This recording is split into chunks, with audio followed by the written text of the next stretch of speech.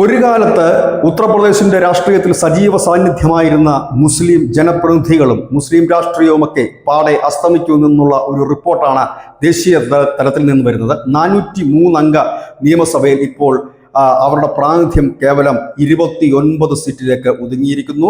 69 seat വരെ ഉണ്ടായിരുന്ന മുസ്ലിം പ്രാതിനിധ്യമാണ്. അതായത് വിവിധ പാർട്ടികളൊക്കെ മുസ്ലിം സ്ഥാനാർത്ഥിയെ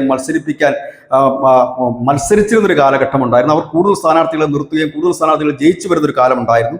2012 69 ജനപ്രതിനിധികളാണ് മുസ്ലിം മതവിഭാഗത്തിൽ നിന്നുണ്ടായിരുന്നത്. പക്ഷെ ഇപ്പോഴത് ഒതുങ്ങി 7.7% എത്തിയിരിക്കുന്നു എന്നുള്ളൊരു കാഴ്ചയാണ്. ഇത് ഒരു പെട്ടെന്നുണ്ടായതല്ല എന്നും ഈ റിപ്പോർട്ട് സൂചിപ്പിക്കുന്നു. 1991 രാമജന്മഭൂമി പ്രക്ഷോഭകാലത്ത് 17 മുസ്ലിം ജനപ്രതിനിധികൾ മാത്രമാണ് ഉണ്ടായിരുന്നത്. എന്നാൽ പിന്നീട് അതിന്റെ സംഖ്യ ക്രമാതീതമായി ഉയരുകയും 2012 69 പേരായി ഉയരുകയും ചെയ്തു. എന്നാൽ 2017 യോഗി ആദ്യമായി തെരഞ്ഞെടുപ്പ് രംഗത്തേക്ക് വന്ന, അതായത് നിയമസഭയിലേക്ക് വന്ന 2017 നടന്ന തെരഞ്ഞെടുപ്പിൽ 24 ആയിരുന്നു. 2022 അത് 31ആയി. പിന്നീട് 2 MLA-മാർ, അതായത് മൗ MLA അബ്ബാസ് അൻസാരി അയോഗ്യനാക്കി, മറ്റൊരു MLA മരണപ്പെടുകയും ചെയ്തതോടുകൂടി രാംപൂരിലും കുന്ദർക്കിയിലും നടന്ന തെരഞ്ഞെടുപ്പ്, ഈ 2 തെരഞ്ഞെടുപ്പിലും BJP ജയിച്ചതോടുകൂടി 29 എന്ന സംഖ്യയിലേക്ക് എത്തി.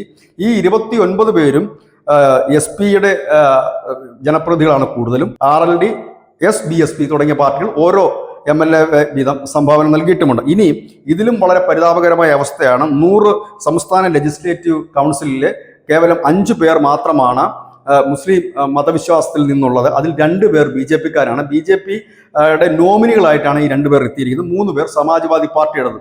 ഇതിനെ രാഷ്ട്രീയ നിരീക്ഷകർ വിലയിരുത്തുന്നത് യോഗി ആദിത്യനാഥ് വന്നതിന് ശേഷം ഒരൊറ്റ മുസ്ലിം സ്ഥാനാർത്ഥിയെ പോലും തെരഞ്ഞെടുപ്പിൽ BJP മത്സരിച്ചിരുന്നില്ല. ആ ഒരു തന്ത്രം വിജയം കണ്ടു. ഒപ്പം തന്നെ പിന്നോക്ക മുസ്ലിം വോട്ടുകൾ മുസ്ലിം കോട്ടകളിൽ പോലും BJP-ക്ക് അനുകൂലമായി മാറാൻ തുടങ്ങി. ഒരു കനത്ത ഹൈന്ദവ ഏകീകരണം ഉത്തർപ്രദേശിൽ നടക്കുന്നുണ്ട്. ഇതാണ് ഇപ്പോൾ മുസ്ലിം പൊളിറ്റിക്സിന് ഈ തിരിച്ചടിയുടെ കാരണം എന്നാണ് പറയുന്നത്. എന്നാൽ മുസ്ലിം നേതാക്കൾ പറയുന്നത് തങ്ങൾക്ക് മറ്റ് പാർട്ടികൾ മത്സരിക്കാൻ സീറ്റ് നൽകുന്നില്ല, പിന്തുണ നൽകുന്നില്ല. മുൻപ് ഞങ്ങളെ മത്സരിപ്പിക്കാൻ ആവേശം കാണിച്ചിരുന്ന സമാജ്വാദി പാർട്ടിയും BSP-യും കോൺഗ്രസും ഒക്കെ ഇപ്പോൾ തങ്ങളെ പാടെ തഴയുന്നു. അവർ ഹിന്ദു പൊളിറ്റിക്സിന് പുറകെ പോവുകയാണ് എന്ന് പറയുന്നു. ഏതായാലും ഒരു കാലത്ത് വളരെ അപ്രമാദിത്യം ഉണ്ടായിരുന്ന ഉത്തർപ്രദേശിന്റെ 19% വരുന്ന മുസ്ലിം ജനസംഖ്യയുടെ പ്രതിനിധികളായി നിയമസഭയിൽ ഉണ്ടായിരുന്ന ആ നേതാക്കളൊക്കെ ഇന്ന് എവിടെ പോയി എന്നൊരു ചോദ്യം ഉയർന്നു വരുന്നു. News desk news India Malayalam.